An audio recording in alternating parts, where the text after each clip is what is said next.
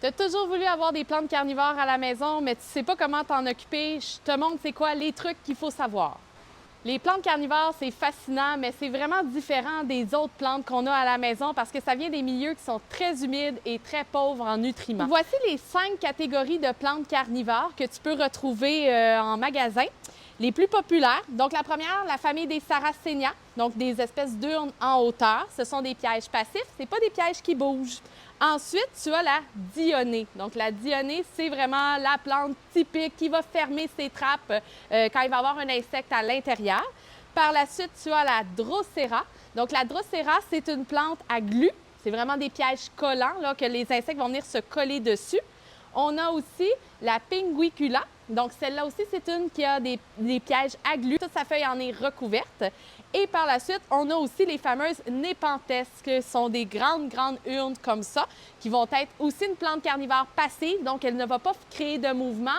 Les insectes vont simplement tomber dans les urnes. La première chose super importante à savoir pour tous les plantes carnivores, on utilise toujours de l'eau déminéralisée. Il ne faut jamais mettre de minéraux dans notre eau, autant en termes d'engrais, ni en termes d'eau du robinet. Même si tu la filtres avec un Brita ou quelque chose comme ça ne fonctionnera pas. Sinon, je te conseille, si tu en as beaucoup, récupère ton eau de pluie à l'extérieur parce que ça fonctionne très bien. Et même la neige fondue, ça peut fonctionner sans problème. Au niveau de la luminosité, soit soleil fort, soit une lampe que tu vas te servir pour tes plantes carnivores.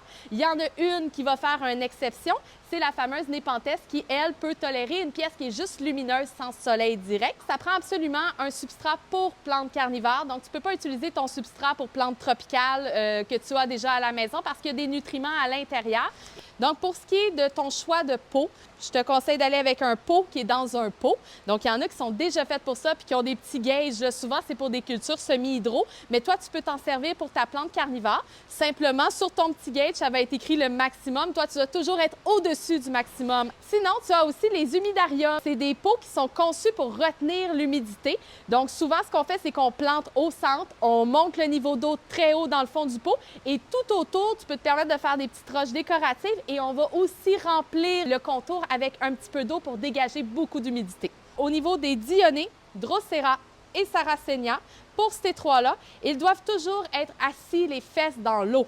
Donc, tu dois toujours avoir un fond d'eau. Si jamais tu vois que ça commence à descendre le niveau, on en rajoute simplement. Tu n'as pas à te casser la tête de « es-tu dû ou est pas dû pour un arrosage ?» Il faut juste toujours qu'elle aille de l'eau dans le fond, que ça se coupe, OK? Si tu t'en vas avec des pinguicula ou des népenthes, on peut légèrement laisser sécher entre les arrosages. Donc, suis-nous, je te dirais dans le coin de août-septembre, on va t'expliquer c'est quoi les étapes pour l'envoyer faire son dodo pour l'hiver. C'est environ 3 mois.